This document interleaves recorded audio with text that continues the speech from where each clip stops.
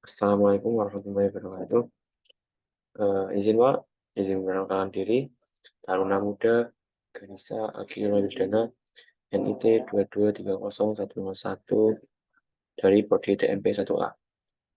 Izin Pak, sebelumnya saya melakukan presentasi terkait tugas dari teknik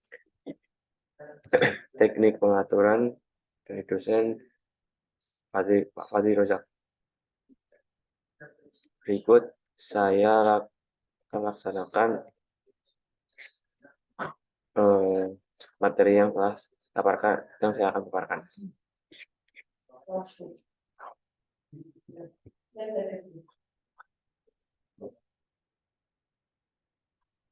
Teknik pengaturan presented by Ganesha Agila, yaitu saya sendiri. Apa sih itu sistem pengaturan otomatis? Sistem pengaturan otomatis atau disebut juga sebagai sistem kontrol otomatis adalah sebuah sistem yang dirancang untuk mengontrol suatu proses atau sistem secara otomatis tanpa intervensi manusia yang kontinu. Artinya, sebuah sistem yang dapat bekerja sendiri tanpa ada campur tangan dari manusia. Nah, maksudnya sebenarnya manusia ikut campur dalam cara kerja hal tersebut, akan tetapi tidak melakukannya secara terus-menerus, hanya sekitar mungkin pengecekan ataupun yang lain-lain. Tujuannya adalah untuk mencapai variabel tertentu, untuk mengatur sebuah variabel atau parameter tertentu dalam sistem. Dengan mengukur respon sistem dan melakukan perubahan pada input dan atau pengaturan sesuai dengan perbedaan yang lainnya yang diinginkan atau set point dan nilai yang diukur atau disebut juga cross feedback. Dengan demikian, tujuan utamanya adalah sebagai mendapatkan nilai kestabilan melalui pemilihan yang tepat terhadap komponen, elemen, dan bentuk yang lebih sesuai dengan kebutuhan. Berikut tujuan yang lebih jelas. Yang pertama adalah memberikan kemudahan dalam mendapatkan performa dari sistem dinamik. Jadi, dengan menggunakan sistem otomatis, diharapkan barang produksi yang dihasilkan mengalami performa dari segi efisiensi dan barang-barang dan cara kerjanya. Yang kedua adalah meningkatkan kualitas dan menurunkan biaya produksi.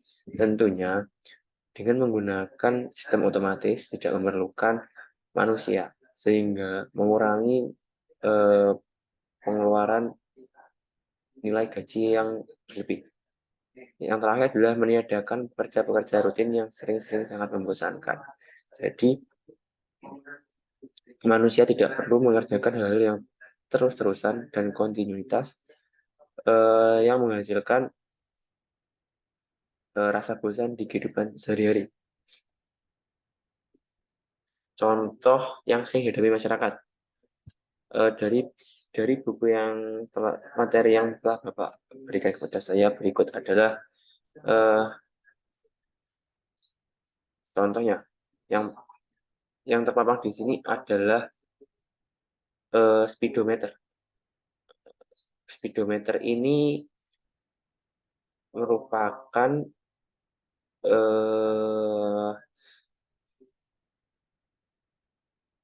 salah satu kerja dari John yang manual, karena sang pengemudi manusianya tersendiri itu melaksanakan kerja secara kontinu, yaitu melakukan gas sehingga menaikkan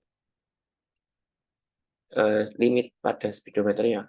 Untuk skala kerja secara otomatis bisa dilihat di gardu PLN.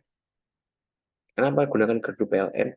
Karena gardu PLN tersebut mengalirkan listrik dari main generator menuju rumah ke rumah secara langsung dan kontinu tanpa ada campur tangan pihak manusia. Nah, dalam sebuah sistem kontrol terdapat dua. Yang pertama adalah sistem terbuka. Sistem terbuka adalah sistem kontrol yang tidak menggunakan umpan balik. Sistem ini menggunakan masukan untuk mengendalikan keluaran. Pada sistem kontrol terbuka, masukan tidak dibandingkan dengan keluaran. Pengendali hanya memberikan sinyal kontrol berdasarkan masukan dan diberikan. Jadi gambarnya seperti ini. Inputnya masuk dalam kontrol, menghasilkan plan dan langsung jadi barang jadinya.